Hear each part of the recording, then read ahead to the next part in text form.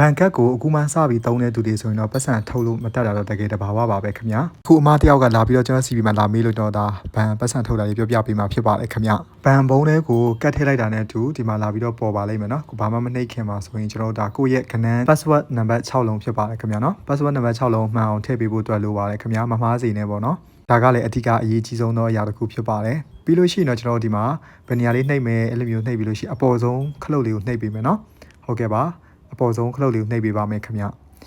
နောက်ထပ်ဒီလိုမျိုးလေးပေါ်လာမယ်အဲ့လိုမျိုးပေါ်လာတဲ့အခါမှာကျွန်တော်ဘာကိုဆက်နှိပ်ရမလဲဒါထပ်ပြီးတော့တွားကြမယ်နော်ဆိုရင်ဒါကျွန်တော်ကိုယ်တိုင်ကတော့မှဒါဒီလိုကတ်နဲ့မထုတ်တာတော်တော်ကြာသွားပြီနော်စကင်နဲ့ထုတ်တာများတော့အခုဆိုဒီကာတွန်းရုပ်ရဲ့အောက်ကစာလုံးလေးကိုနှိပ်မယ်နော်โอเคဒါလေးကိုနှိပ်မှာဖြစ်ပါတယ်ခင်ဗျာကြည့်လို့ရှိရင်သူကဒီမှာဒီလိုမျိုးလေးလာပြီးပေါ်ပါမယ်ဒါဆိုလဲကျွန်တော်တို့ကဘာအောင်နှိပ်မလဲဆိုရင်တော့အပေါ်ဆုံးခလုတ်ပဲထပ်ပြီးတော့နှိပ်ပေးပါမယ်ပြီးလို့ရှိရင်တော့ကျွန်တော်တို့ဒီညာဘက်ခြမ်းရဲ့ကျွန်တော်တို့အပေါ်ဆုံးခလုတ်ပဲထပ်ပြီးတော့နှိပ်ပေးပါခင်ဗျာဒီလိုနေရာလေးရောက်လာပြီဆိုရင်တော့ကိုကပတ်စံဘယ်လောက်ထုတ်မှလဲဆိုတော့သူပြပါမယ်ကျွန်တော်တို့1000တန်တရွတ်ထုတ်ပြမှာဖြစ်ပါတယ်ခင်ဗျကျွန်တော်ထုတ်ချင်တော့ထုတ်လို့ရပါတယ်เนาะဒီနေရာမှာဆိုရင်တော့โอเคအဲ့ဆိုကျွန်တော်တို့ဒီမှာပတ်စံထွက်လာပါမယ်ခင်ဗျเนาะ